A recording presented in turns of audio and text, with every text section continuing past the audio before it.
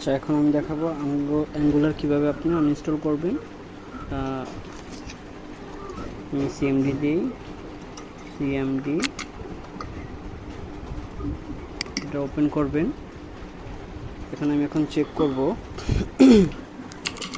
আগে আমি ভার্সনটা চেক করব, এনজি ভার্সন।